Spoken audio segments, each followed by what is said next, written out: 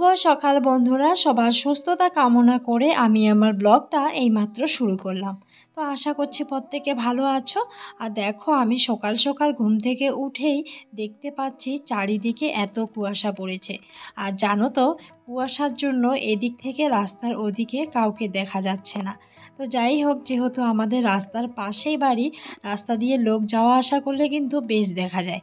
কিন্তু আজকে যখন এত সকাল সকাল উঠেছি, তখন দেখতে পাচ্ছি একজন লোক কিন্তু রাস্তা দিয়ে যাচ্ছে, কিন্তু সেরকম ভালো একটা বোঝা যাচ্ছে না কে যাচ্ছে।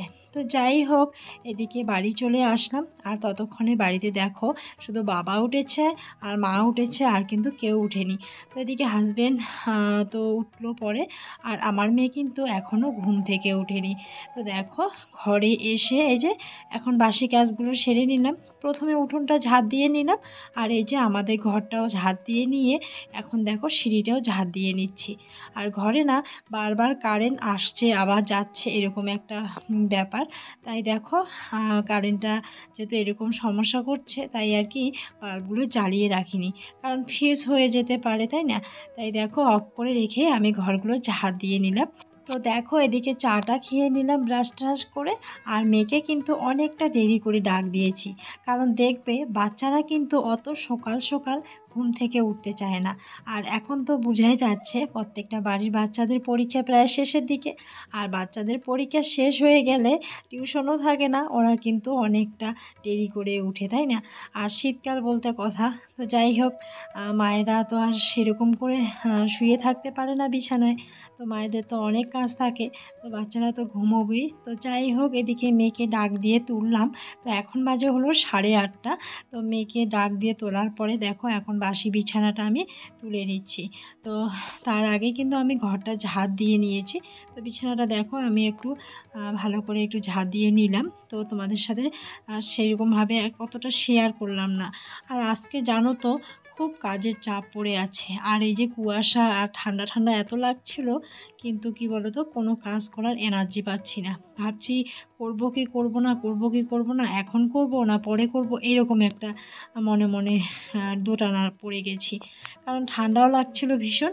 তারপর ভাবলাম না, যত ঠান্ডায় থাক না কেন, আমাকে কাজগুলো করে নিতে হবে। তারপর দেখো, ছোটাটা খুলে নিয়ে এক বালতি জল নিয়ে ঘরগুলো মুছতে শুরু করলাম। আর ওই যে বললাম, আমি তোমাদের সাথে আজকে আমার ঘর মোছা শেয়ার করতে পারলাম না, কারণ কি বলো তো, ওই যে কারেন্টের সমস্যা চলছে। তো যাই হোক, মনে হচ্ছে পরে হয়তো ঠিক হয়ে যাবে। তো দেখো, এদিকে আমার ঘরের বারান্দাটাও মোছা প্রায় শেষের দিকে। তারপর যাব হলো স্নানে। তো বাকি আরও অনেক কিছু কাজ আছে, সেগুলো আগে সেরে নিব, তারপর স্নানে যাব। তো এদিকে দেখো, মেয়েকে 10টার খাওয়া দাওয়া দিয়ে তারপরে স্নানে চলে যাব। তো এদিকে দেখো বন্ধুরা, আমি স্নান করে সোজা চলে আসলাম ঘরে।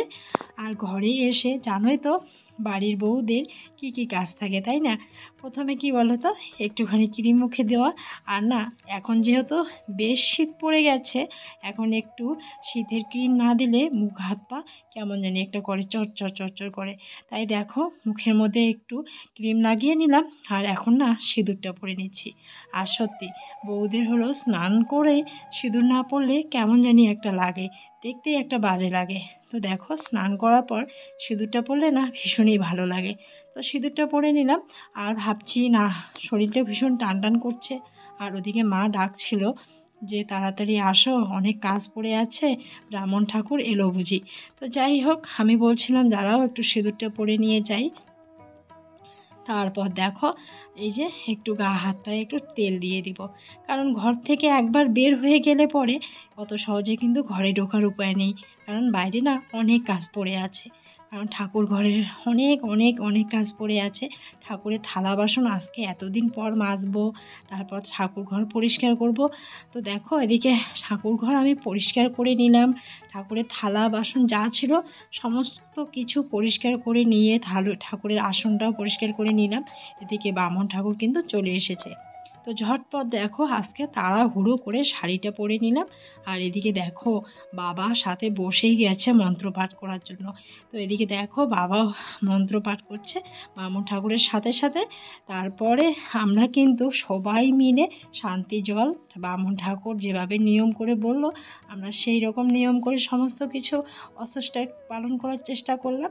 তো সবাই মিলে দেখো শান্তির জল সারা গায়ে ছিটিয়ে প্রণাম টনাম করে নিলাম সকলে ঠাকুরকে। তো এদিকে আজকের থেকে নাকি আমাদের অসর শেষ। তো আজকে দুপুরবেলা আমরা আর কি ভাত খেতে পারবো না। কেন বলো তো? দুপুরবেলা নাকি শ্রাদ্ধের দিন আর কি চিড়ে মুড়ি দই এগুলো খেতে হয়, তাই আর কি ভাত খেতে নাকি হবে না, মানে খাওয়া যায় না, এটাই তো ব্রাহ্মণ ঠাকুর বলল। তো দেখো আমরা সবাই দই চিড়ে কলা এসব দিয়ে খেয়ে নিলাম। আর কি বলো তো, একটা দিনেরও তো ব্যাপার, তাই না? তো রাত্রিবেলা যেহেতু খাওয়া দাওয়া করব, এদিকে দেখো সন্ধ্যা প্রদীপ দিয়ে দুধটা একটু জাল দিয়ে নিলাম। কারণ দুধ নিয়ে এসেছে মেয়ে ওর জেম্মাদের বাড়ি থেকে। কারণ দুধটা তো অনেকক্ষণ আগেই গাই ছেঁকে নিয়ে নেওয়া হয়েছে, দুধটা জাল না দিলে না ফেটে যাওয়ার ভয় আছে। তো এদিকে এসে আগে দেখো উনুনটা ভাবলাম যে ধরিয়ে নিব, যেহেতু কড়াইতে দেখো আমি একটু মাটির লেপ দিয়ে নিচ্ছি। কারণ এই যে কড়াই সমস্ত কিছু তো মাজা ঘষা করা হয়ে গেছে।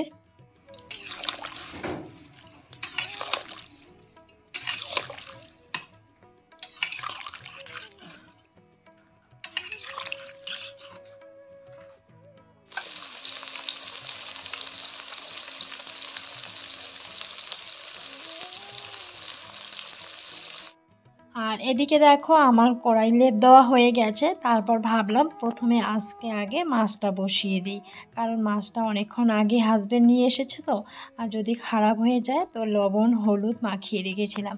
তো মা যেহেতু বললো আগে মাছটা ভেজে নাও, তারপর বাদ বাকি রান্নাগুলো কমপ্লিট করে নাও, তাই আগে মাছটা দেখো ভাজা বসিয়ে দিয়েছি। এদিকে মাছ ভাজাটা আমার হয়ে গেছে, দেখো আমি এক এক করে নামিয়ে নিচ্ছি। প্রথমে কিছু মাছ বসিয়ে দিয়েছি, আবার কিছু আছে সেগুলো এই যে এগুলো মাছ নামানোর পর কিন্তু বসিয়ে দিব। তো এদিকে দেখো আমি না এদিকে মাছ ভাজছি, আর এদিকে দেখো আমি এই যে শিলবাটনার মধ্যে মশলাটাও করে নিচ্ছি। তো এদিকে হাজবেন্ড না বেগুন নিয়ে এসেছে। তো এই যে বেগুনটা মোটা দেখতে পাচ্ছ, বলছে এই বেগুনগুলোর আজকে আর কি ভাজা খাবে। তাই ভাবলাম যে চাকা চাকা করে আর কি ভাজি করে নিব। আর হিসেব করছে আমরা তো কয়জন মানুষ, সবার হবে কি না। তো একটা মাত্র বেগুন নিয়ে এসেছে। তো যাই হোক, আমার মেয়ে তো বেগুন ভাজি খায় না, তো হয়ে যাবে সবার এক টুকরো এক টুকরো করে। তো দেখো সবাইকে কিন্তু বেগুন ভাজি দিয়েছি, তবুও এক টুকরো বেশি হয়ে গেছে। সেই এক টুকরোটা কিন্তু আমি খেয়েছি, কারণ সবাইকে আজকে এক টুকরো করে দিয়েছি। তো হাজব্যান্ডকে জিজ্ঞাসা করলাম আর এক টুকরো দেবো, তো বললো লাগবে না, কারণ অনেকগুলো যেহেতু সবজি ছিল, তাই বললো যে কিছু লাগবে না আর আমাকে। তো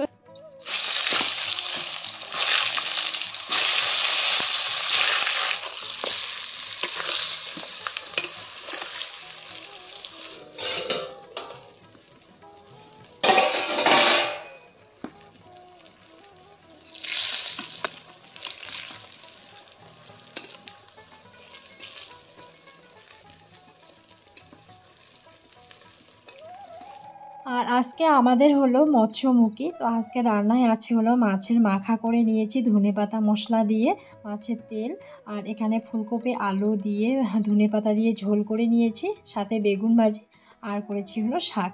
তো আজকে রাত্রিবেলার খাওয়া দাওয়া এটুকুই। আর জানো তো খাওয়া দাওয়া কমপ্লিট করে নেওয়ার পর একটা বাড়িতে ঘটনা ঘটে গেছে। তো কখন ছাগলের বাচ্চা দিয়েছে আমরা না কেউ বুঝতে পারিনি, জানো তো। আমি তো রান্না করছিলাম, তো হঠাৎ ঘরে এসে শুনছি বাচ্চার কান্না গোয়াল ঘরে। তো গিয়ে দেখি একটা বাচ্চা না সামান্য একটু করে কাঁদছে আর মরার মতো করে শুয়ে আছে। তারপরে ওকে নিয়ে এসে একটু ভালো করে মুছে টুছে দিলাম ন্যাকড়া দিয়ে। তারপর 1 ঘন্টা পর দেখি আবার একটা বাচ্চা, বাবা দেখলো পড়ে আছে একটা সাইডে কোণার মধ্যে। তো কখন বাচ্চা দিয়েছে না আমরা বুঝতেই পারিনি। তারপর ওকেও কুড়িয়ে এনে ভালো করে মুছে টুছে পরিষ্কার করে দিলাম। তো যাই হোক, ভগবানের আশীর্বাদে দেখো বাচ্চার মায়ের কাছেই আছে, খুব সুস্থ আছে। তো পরের দিন সকালবেলা তোমাদের সাথে শেয়ার করে দিলাম। তো গুড নাইট, সকল ভালো থেকো।